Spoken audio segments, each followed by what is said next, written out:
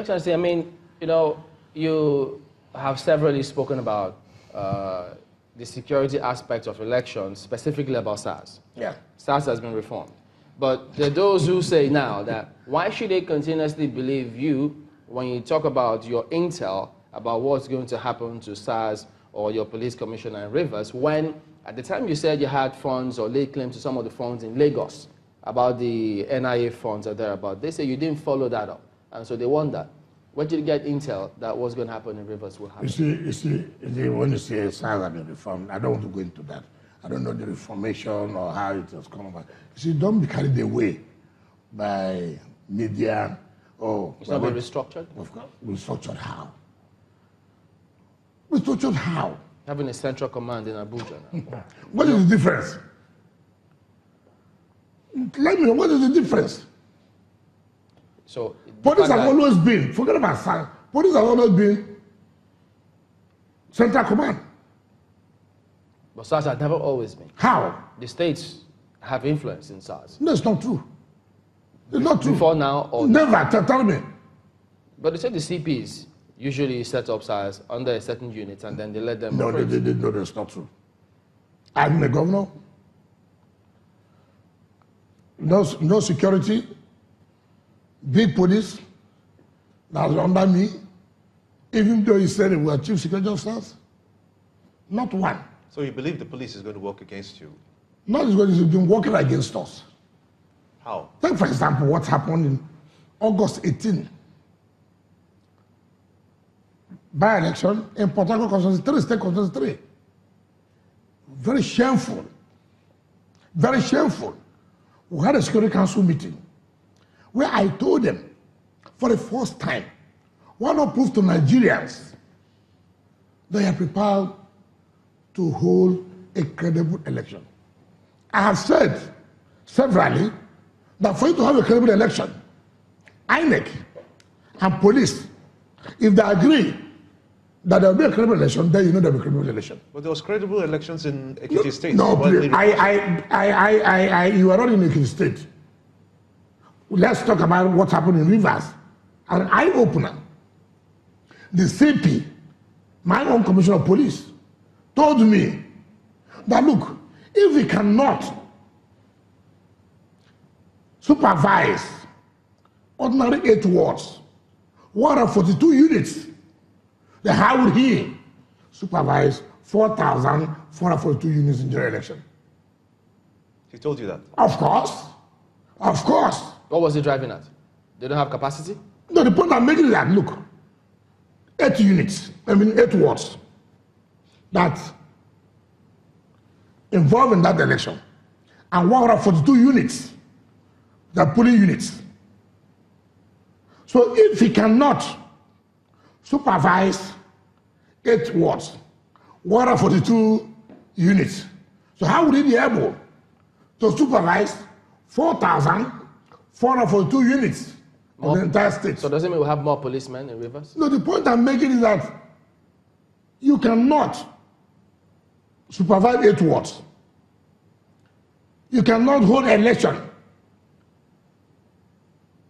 in 8 wards. How can you hold an election in 4,414 for the first time? Does that undermine his capacity to do that? No, I don't talk about capacity. What I'm telling you is interest. And they showed it clearly. And when I talk about these 8 wards, I'm not talking about 8 wards in very difficult terrain. 8 wards within Port Harcourt municipality, within just an area like this. 8 wards. What, in your estimation, would be a free and fair election? No, because I can, let me tell you. The police never wanted a free and fair election. They wanted to guide, to influence a particular party to win. What happened? INEC was, in fact, for the first time, the INEC will come and say, look, we saw this. In fact, the wreck of Akwa Ibom was there, the wreck of Bayelsa was there, and the wreck of Rivers State. 3 wrecks for 8 wards election. 3 wrecks for 8 wards election. There's nothing wrong with that. No, the point I make is, that's what I'm trying to say. That if 3 wrecks to supervise 8 wards. And it was not possible. So what will happen? We are talking about the entire state. Police came out and led. Police came and led people cutting away materials. INEC saw. INEC. But INEC did not say it was police. They said security agencies were moving with politicians. Please, and the police spoke and said, no, see, the problem we have with the media, see, we try to... We report what we see. No, there's no right of police. You see, let us not deceive ourselves in this country. Do you know that since after the 18th of August, I've never seen my CP. Okay, well, it was yesterday I saw my commissioner of police. Well, Your Excellency, when you say you've not seen your CP for a while, you only saw him recently, is it because he's had a busy schedule? Because he's got an assistant as well. So it's not anything about busy schedule. It's just that it's when you do something wrong. We're human. You're conscious. How busy will the CP be that you will not see the governor? Tell me.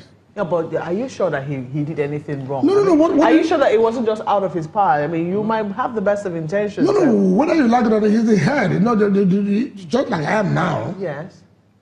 If anything goes wrong with the government of the state, who are you going to call? Governor of the state. It doesn't make you guilty, does it? It does. That means either responsible. That means either I'm not doing what I'm supposed to do, or I'm not supervising those who are working with me. Okay. Responsible, yes. Guilty. Some people might argue. What are we talking about guilty and what is responsible? You see, okay, let's not go to the time we're talking about criminality and the rest of it. Take for example, I'm the CP. I am the head of the security, internal security. And we couldn't supervise or provide security for elections to take place for 8 wards. For Christ's sake. For Christ's sake. What are you talking about? When your people failed in the field, you must admit, you must look, yes, we failed. That's the point I'm trying to make. Did he admit that to you? You eventually saw him. So did you have that conversation? I've not even discussed with him. I was going out as a CP. This is I'm seeing you for the first time. How are you? Fine. I went off.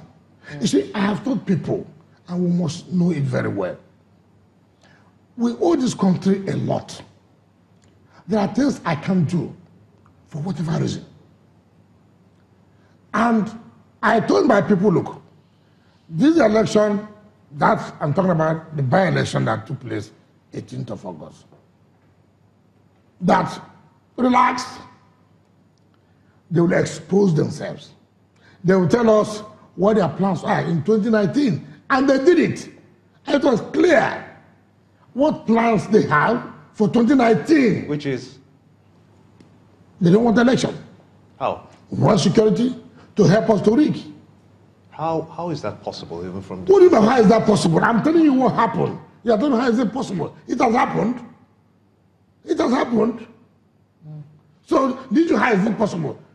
18th of August was a clear indication. Like I tell you in Rivers State, mark this.